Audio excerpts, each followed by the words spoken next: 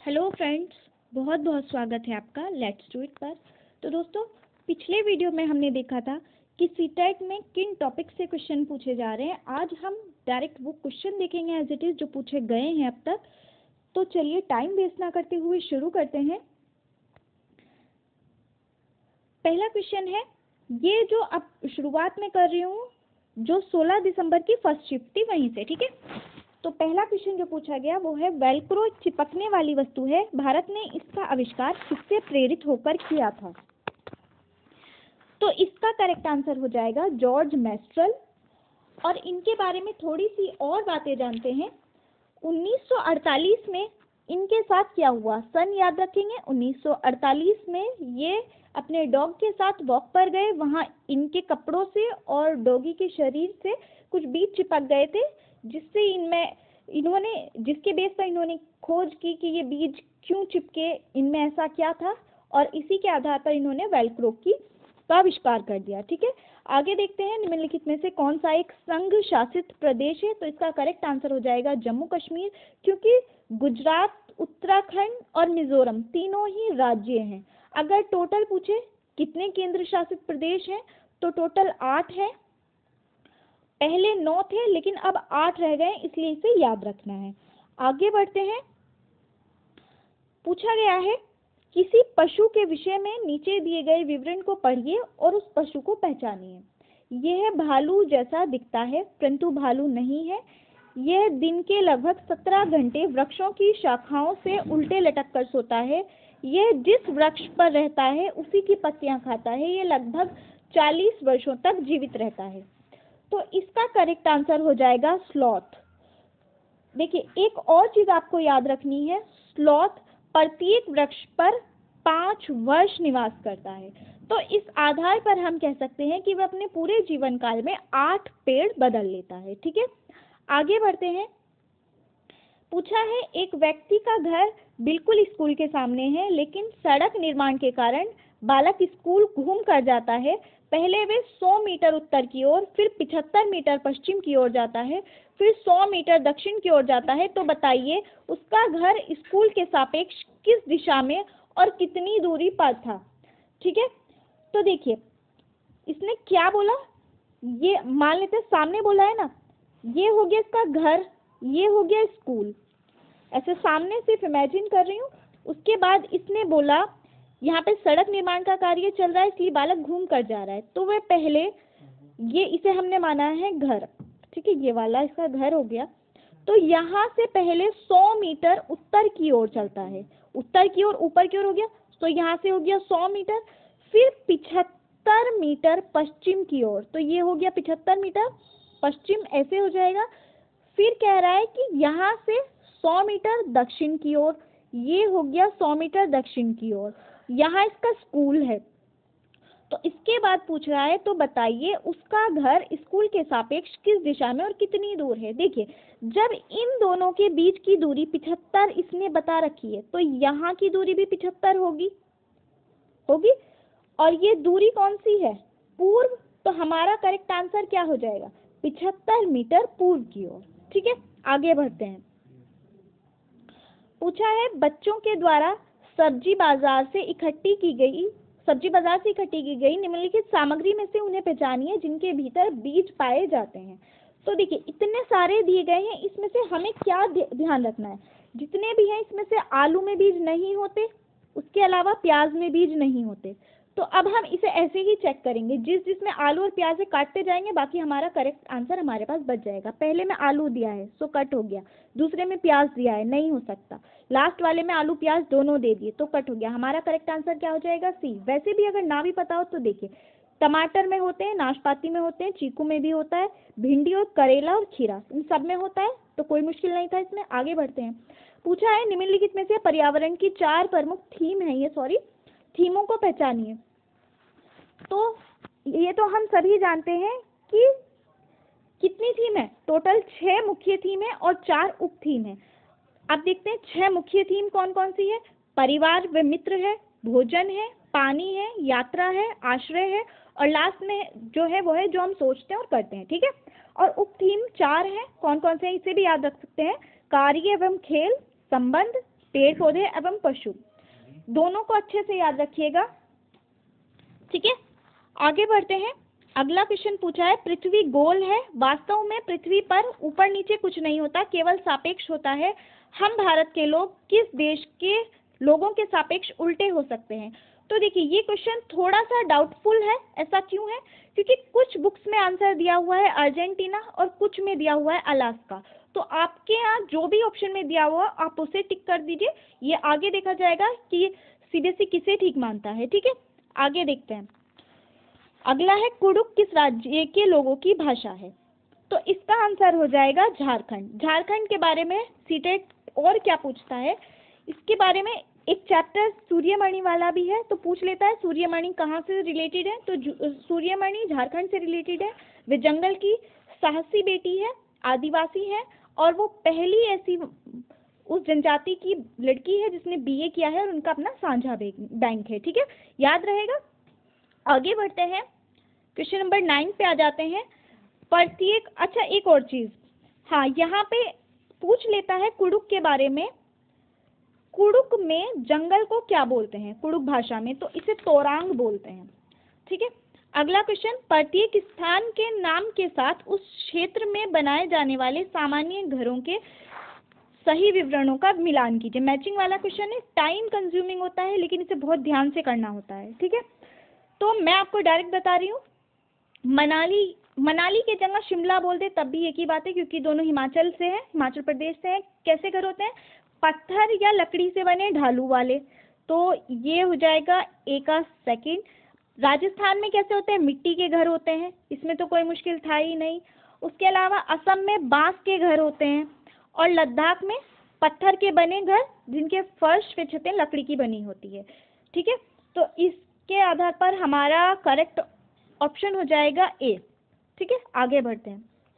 पूछा है, कक्षा 4 की एक शिक्षिका अपनी शिक्षार्थियों से कहती है कि वे अपने कार्य पत्रक, अवलोकन रिपोर्ट और सत्र में एकत्रित की गई सामग्री को एक फोल्डर में डाल दें। इन फोल्डरों को कहा जाता है। तो देखिए, अगर इसमें हमारे सामने पोर्टफोलियो ऑप्शन है तो बिल्कुल आंख बंद करके इसे टिक कर दीजिए। ऐसा मैं क्यों बोल रही हूँ? क्योंकि देखिए ये जो ऑप्शंस इसने दिए हैं ये सब इसका पार्ट है, ये अपने आप में कंप्लीट है, ये केवल इसके पार्ट है। तो हमारा करेक्ट आंसर बी होगा। आगे देखते हैं।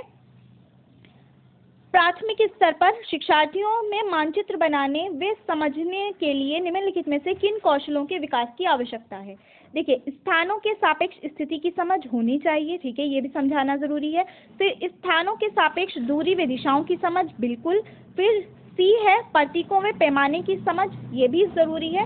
और लास्ट में क्या बोला है? पैमाने के अनुसार स्पष्ट ड्राइंग बनाना। देखिए, ड्राइंग बनाने से कुछ नहीं होता, तो इसे छोड़ देंगे। तो हमारा करेक्ट आंसर हो जाएगा ए, बी एवं सी। आगे बढ़ते हैं। पूछा है, कोई किसान उर्वरकों और कीटनाशकों का अधिक उपयोग करके अपने खेतों में बार बार धान की फसल उगा रहा है। ऐसा करने से उनके खेतों की मृदा क्या हो जाएगी? बंजर हो जाएगी। सॉरी, यही हमारा करेक्ट आंसर होगा, बंजर हो जाएगी, ठीक है। आगे बढ़ते हैं। बिहार राज्य के लोगों के लिए मधुमक्खी पालन का उपयुक्त समय कौन सा है? तो इसके लिए हमारा करेक्ट आंसर हो जाएगा अक्टूबर से दिसंबर। इसके बारे में 2-3 चीजें और पूछता है। अगर स्पेशली पूछ ले कि बिहार में कहाँ पर ये मुख्य रूप से होता है मधुमक्खी पालन, तो आंसर हो जाएगा मुजफ्फरपुर, ठीक है, मुजफ्फरपुर। इसके अलावा पूछ लेता है कि मधुमक्खियों को कौन से फूल सबसे ज्यादा पसंद होते हैं, तो आंसर होगा लीची। उसके अलावा पूछ लेता है कि मधुमक्खी पालन का अध्ययन किस शाखा में किया जाता है, आंसर हो जाएगा एपीकल्चर। और मधुमक्खियों को 3 प्रकार में बांटा जाता है, पहला रानी जो एक ही होती है, फिर श्रमिक और नर, 3 प्रकार हो गए। उसके अलावा इसके मधुमक्खी और चींटी के डंक में कौन सा एसिड होता है? Formic acid. इससे रिलेटेड बस इतना ही पूछता है, इससे ज्यादा नहीं पूछेगा। तो आगे बढ़ते हैं। ब्रेल लिपि में मोटे कागज पर उभरे हुए बिंदु बने होते हैं। ये लिपि कितने बिंदुओं पर आधारित होती है? तो आंसर हो जाएगा 6 बिंदु। किसने आविष्कार किया था? Louis Braille. कहाँ से थे? फ्रांस से थे। और वो खुद ही, मतलब उनकी दृष्टि 3 वर्ष की आयु में ही चली गई थी, तो उन्होंने इसका आविष्कार किया था, ठीक है। आगे बढ़ते हैं। ये अब यहाँ से जो हमारे क्वेश्चन शुरू होंगे ये होंगे 20 दिसंबर की फर्स्ट शिफ्ट वाले क्वेश्चन। ठीक है, पहला क्वेश्चन है, वर्ली जनजाति के निवास किसके बने होते हैं? निवास स्थान बोलना चाह रहा है ये, तो इसका करेक्ट आंसर हो जाएगा पत्थर एवं लकड़ी। आगे देखते हैं, कर्क रेखा भारत के किन किन राज्यों से होकर गुजरती है? तो कर्क रेखा गुजरात, मध्य प्रदेश, छत्तीसगढ़, झारखंड, मिजोरम, त्रिपुरा, पश्चिमी बंगाल और राजस्थान। ठीक है, आगे बढ़ते हैं। इसके लिए एक छोटी सी ट्रिक जो मैंने कराई भी है, तो उसके लिए मैं डिस्क्रिप्शन में डाल दूंगी उसका लिंक, आप लोग देख लीजिएगा। फिर है, हांगकांग का प्रसिद्ध भोजन कौन सा है? तो यह है लिंग हू फैन। अब इसके बारे में क्या इंपॉर्टेंट है, लिंग हू फैन सांपों से बना हुआ खाना होता है। ठीक है, ये सांपों से बनी हुई डिश है। और इस अगर पूछे, हाँ, एक जनजाति है कालबेलिया, वो उसका काम क्या है, वो सर्पों को नचाने वाली जनजाति है, और वो अपनी बेटियों की जब का विवाह करते हैं वो गिफ्ट में सांप देते हैं। ठीक है, याद रखेंगे। अगला क्वेश्चन, हमने लिंग हू फैन तक कर लिया था। हाँ, झूम खेती कहाँ पर की जाती है? पूर्वोत्तर भारत। अगर वो राज्य दे दे तो पूर्वोत्तर वाले आपको छांटने, मेघालय साइड जितने भी हैं ये, इनमें से आपको देखना है आपके ऑप्शन में कौन सा है और वही आपको टिक करना है। आगे देखते हैं, झूम खेती कहाँ पर होती है? ये हो चुका। ठीक है, पट्टा चित्रकारी किस राज्य में की जाती है? तो पट्टा चित्रकारी उड़ीसा में की जाती है। इसके अलावा फाड़ चित्रकारी पूछे तो राजस्थान, कलमकारी पूछे तो आंध्र प्रदेश, और आंध्र प्रदेश अगर ऑप्शन में ना दिया हो तो तेलंगाना को टिक करेंगे। ठीक है, इसके अलावा मधुबनी पेंटिंग पूछ ले तो वो बिहार में, और इसके अलावा बिहार के अलावा मधुबनी पेंटिंग नेपाल में भी प्रसिद्ध है। ठीक है, और इसमें क्या खास बात होती है, उसमें प्राकृतिक रंगों का इस्तेमाल किया जाता है। कोई क्वेश्चन छूटा तो नहीं है ना? हाँ, ठीक है।